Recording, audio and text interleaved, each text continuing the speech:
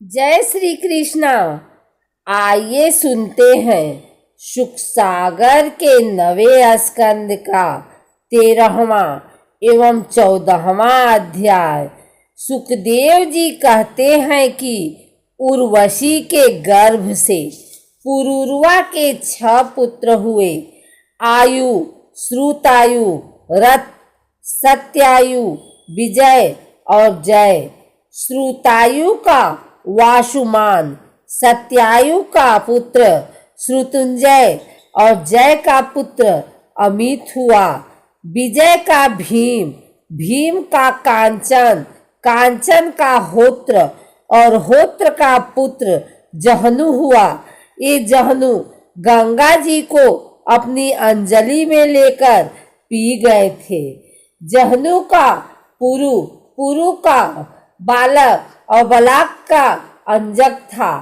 अंजक का पुत्र कुश था और कुश के पुत्र कुशाम्बु, तनय, वसु और कुशनाभ थे।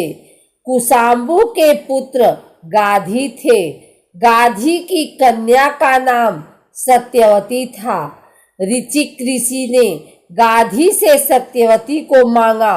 गाधी ने कहा, आप 1000 ऐसे घोड़े लाकर मुझे शुल्क रूप में दीजिए जिनका समस्त शरीर तो श्वेत हो परंतु एक एक कान श्याम वर्ण का हो।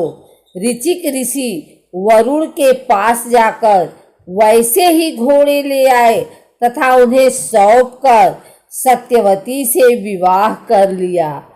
एक बार महर्षि ऋचिक से उनकी पत्नी और सास दोनों ने ही पुत्र प्राप्ति हेतु प्रार्थना की। महर्षि ने उनकी प्रार्थना स्वीकार करके दोनों के लिए अलग अलग मंत्रों से चरु पकाया और स्नान करने के लिए चले गए। माँ और सत्यवती ने चरु बदल लिए। जब ऋचिक मुनि को इस बात का पता चला तब उन्होंने अपनी पत्नी सत्यवती से कहा कि तुमने बड़ा अनर्थ कर डाला। अब तुम्हारा पुत्र तो लोगों को दंड देने वाला घोर प्रकृति का होगा और तुम्हारा भाई एक श्रेष्ठ ब्रह्म देवता होगा। सत्यवती ने ऋचिक मुनि को मनाया और प्रार्थना की, स्वामी ऐसा नहीं होना चाहिए।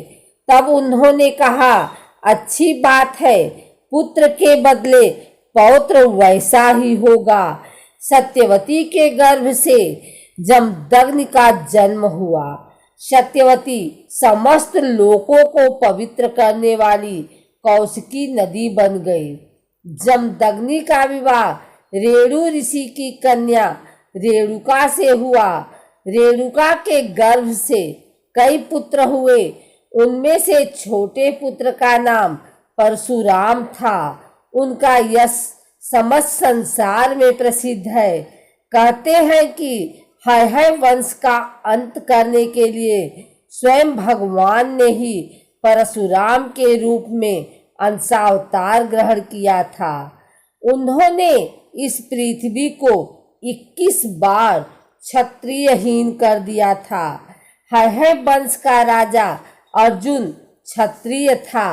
उसने अनेकों प्रकार से सेवा शुश्रूषा करके भगवान नारायण के अंशावतार दत्तात्रेय जी को प्रसन्न कर लिया और उनसे 1000 भुजाएं तथा कोई भी शत्रु उन्हें युद्ध में पराजित न कर सके यह वरदान प्राप्त कर लिया। उनका नाम सहस्त्रबाहु अर्जुन पड़ा। एक दिन सहस्त्रबाहु अर्जुन शिकार हेतु घोर जंगल में जा निकला। दैववश वहां जमदग्नि मुनि के आश्रम पर जा पहुंचा। वहां एक कामधेनु गाय थी। वे उस कामधेनु को बलपूर्वक लेकर महिष्मती पुरी को चल दिया। जब परशुराम जी को पता चला तो वे धनुष बाण और फरसा लेकर उसके पीछे दौड़े। अकेले ही उन्होंने सहस्त्रबाहु की सेना को मार डाला और उसकी 1000 भुजाओं को मैं धनुष बाण से काट कर सफाया कर दिया। फिर उन्होंने पहाड़ की चोटी की तरह उसका सिर भी धड़ से अलग कर दिया। परशुराम जी ने बछड़े सहित कामधेनु को लाकर पिताश्री को सौंप दी। पिताश्री ने कहा, बेटा, तीर्थों का सेवन करके अपने कर्मों को धो डालो। 14वां अध्याय प्रारंभ। श्री सुखदेव जी ने बताया कि सहस्त्रबाहु अर्जुन के पुत्र अपने अपने पिता के वध की याद करके महर्षि जमदग्नि जी के आश्रम में गए। वे बलपूर्वक उनका सिर काट कर ले आए। पिताश्री की इस दर्दनाक मृत्यु को देखकर परशुराम जी बहुत दुखी हुए और पृथ्वी को क्षत्रियों से रिक्त करने का निश्चय कर लिया। परशुराम जी ने क्षत्रियों के सिर काट काट कर पृथ्वी पर ढेर लगा दिया। उन्होंने अपने पिता को निर्मित बनाकर पृथ्वी को 21 बार क्षत्रियहीन कर दिया। परशुराम जी ने अपने पिता जमदग्नि का सिर लाकर उनके धड़ पर रखकर जीवित कर दिया। यज्ञान स्नान करने के समस्त पापों से मुक्त हो गए। सर्वशक्तिमान विश्वात्मा भगवान श्री हरि ने भृगुवंशियों में अवतार धारण कर मारभूत राजाओं का अनेकों बार वध किया। महाराज गाधी के पुत्र अग्नि के समान परम तेजस्वी विश्वामित्र उत्पन्न हुए। उन्होंने अपने तपोबल से क्षत्रित्व का त्याग करके ब्रह्म तेज प्राप्त कर लिया। विश्वामित्र जी के 100 पुत्र हुए। उनमें बिचले पुत्र का नाम मधुछंदा था, इसलिए उनके सभी पुत्र मधुछंदा के ही नाम से विख्यात हुए।